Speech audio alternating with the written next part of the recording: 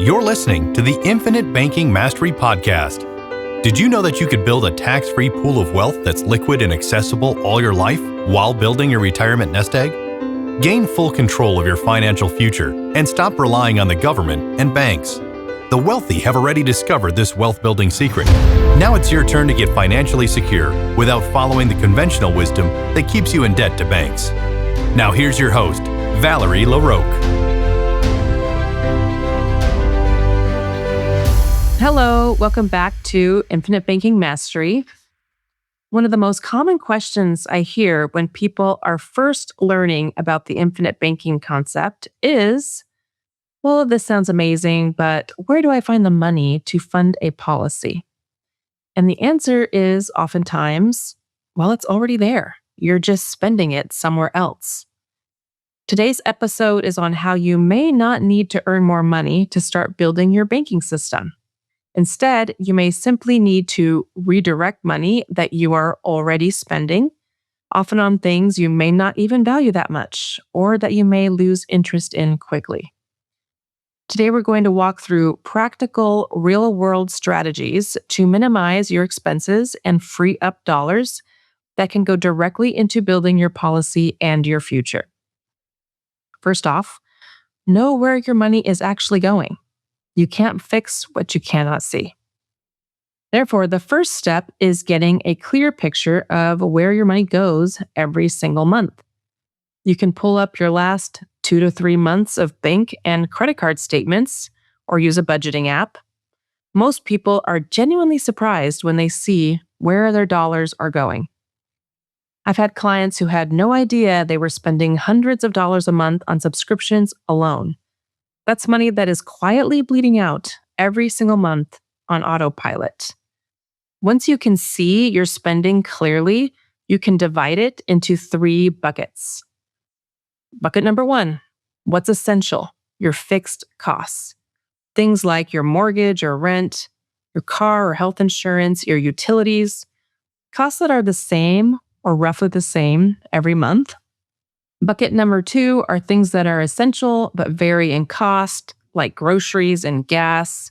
And bucket 3 would be lifestyle expenses. Everything you want but don't really need.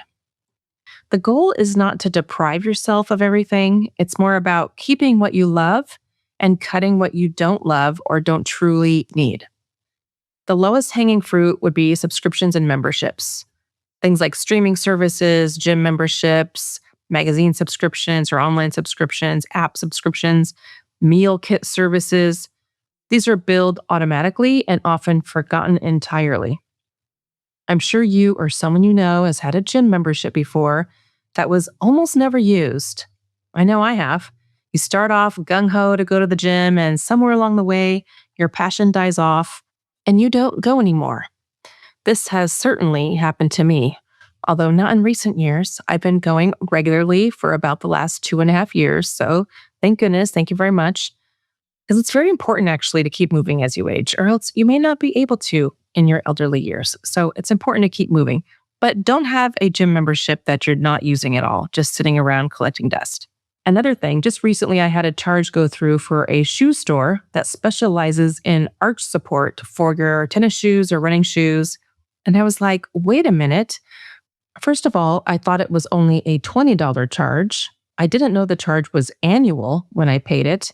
And then they charged me $50. So, of course, I canceled that ASAP.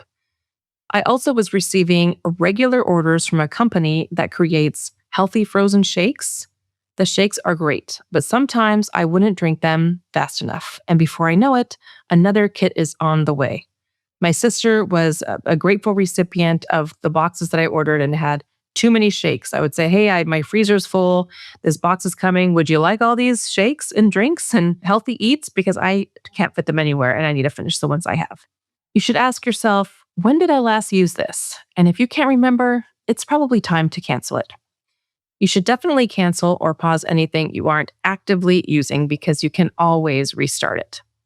The average American household spends over $200 a month on subscriptions, and many don't realize it. The next step, dining out. This expense adds up the fastest. and is one of the most controllable expenses in most budgets. If you're one who eats out a lot, reducing those restaurant meals can free up hundreds of dollars a month. And this isn't about never going out to dinner. It's just about being intentional. Choose the experiences that you truly enjoy and stop paying for the ones that are just habit or convenience. You should prepare your food or cook at home as often as possible. And of course, it tends to be healthier anyway. For every lifestyle expense, you should ask, does this spending bring me real joy or value, or is it just habit? You should keep what truly matters and eliminate or reduce what doesn't matter. Your small daily habits, such as coffee shop runs, impulse purchases, Amazon, convenience fees, can easily add up to thousands annually. My kids go to a small private school, and their convenience fees at the school are significant. I had enrollment fees for $400, and it was going to be $413 if I chose to pay online. So I decided to be archaic and write a check. I can use that $13 somewhere else. I would rather not spend $13 simply for the opportunity to pay online. And I know some of you out there are thinking, checks? Checks? Who has checks? Well, Valerie. Valerie has checks. And every so often, I will use one. It's not that often, but if I really need one, I will use it. In this case, I was glad because I was able to save $13. Another place to look for hidden savings in your fixed expenses are other types of insurance, such as auto and home. You may have set up your insurance years ago and then you never look at it again. Well, that can be a mistake. You should call your insurance providers for auto and home mostly. You can look into your health as well and ask for a full review. You may qualify for discounts you've never been told about. You can also shop around, of course. Rates change and it may save you a lot to switch companies, even though it may not be your favorite thing to do. Switching auto and home carriers can sometimes save $500 to $1,500 or more per year. I happen to have a 16-year-old son right now who started driving a few months ago. And so this is something we just went through. I loved my insurance company. They were fantastic, and I was not interested in switching insurance companies at all. I did not want to leave them. However, my insurance was going to increase by nearly $11,000 per year to add my son. Yes, you heard that correctly. Almost $11,000. I don't think so. So I reached out to a friend in the industry who was able to help me save major dollars. He's fantastic, I will add. He had actually helped me with the policy I was about to cancel, but then opened his own agency with a different company. So if you're in Washington and would like a referral to a super great auto and home agent, I would be happy to refer you. But can you imagine? $11,000? That's some serious cash that could be going to whole life premium contribution.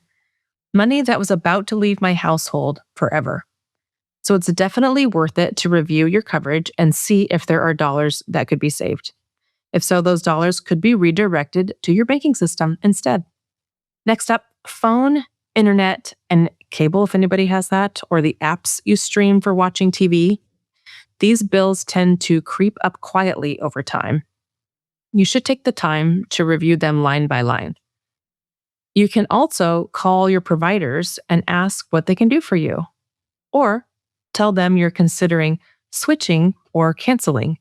Every time I've called to close an account, they suddenly have a bunch of discounts to offer. If there are any streaming apps that you're not using, you should definitely remove them ASAP. A monthly review of your statements, it's also worth the time it takes. Sometimes there are errors on your bill. Every so often you might find recurring charges that aren't supposed to be there, or services you canceled that they are still billing you for. You could look into annual billing instead of monthly. Oftentimes you can pay less by paying once. Many service providers offer a discount if you pay annually rather than monthly. If you have the cash flow, locking in an annual rate can save you maybe 10 to 20% on services you use consistently. And what about groceries and gas? Those prices vary significantly between stores. A little comparison shopping, although Costco is definitely dangerous, so be sure to go in with a list and stick to it if you're trying to save dollars. your bill can so quickly add up to $600 if you're not careful, or at least ours does. You can plan meals before you shop. Unplanned grocery trips are expensive grocery trips. Or in my case, just taking my husband to the store is expensive. But planning grocery trips and planning weekly meals and do meal planning in general, this is something I do religiously. I think it's a great idea. Another thing you could do is stay on top of preventative maintenance. Keeping your car serviced, your HVAC maintained, and your home in good repair prevents the large, unexpected expenses that derail budgets. A $150 HVAC tune-up that prevents a $4,000 replacement is one of the best returns of investment that you'll ever get. Every dollar freed is a dollar that can work for you. You're not cutting expenses to suffer. You're cutting expenses to redirect capital into your own banking system. When you put those freed up dollars into a properly structured whole life policy, they don't just sit there. They begin growing tax deferred, earning dividends, and building cash value you can borrow against for any purpose. The money you were spending on a gym you never visited, subscriptions you forgot about, and insurance you overpaid for, that money can now be compounding inside a policy that also protects your family and is accessible. Even small amounts add up powerfully. You don't need to find thousands of dollars overnight if you don't have it. Finding even $200 to $500 a month in redirected expenses could be enough to start or grow a policy. Over 10, 20, 30 years, with the power of compounding dividends and tax-deferred growth, those redirected dollars become something remarkable. Nelson Nash, who developed the infinite banking concept, used to say, to become your own banker, the first step is stopping the bleeding, to stop the flow of your dollars to everyone else's banking system and to start building your own. So the next time someone asks you where the money comes from to fund an infinite banking policy or a whole life policy for the purpose of infinite banking, who doesn't just have a large savings account sitting around, you'll know the answer. It's already there. It's in the subscriptions you forgot about. It's in the insurance you overpaid for. It's in the restaurant meals that were habit, not joy. It's in the slow, quiet leak of dollars that leave your household every month and never come back. The goal is to interrupt that leak and redirect those dollars into something that grows, protects, and compounds for you and your family. And if you'd like help looking at your own budget and figuring out how much you could realistically redirect into a policy, I would love to have that conversation with you. Reach out to me at Valerie@alphaomegawealth.com and let's find your dollars together and get your banking system started. Have a wonderful week.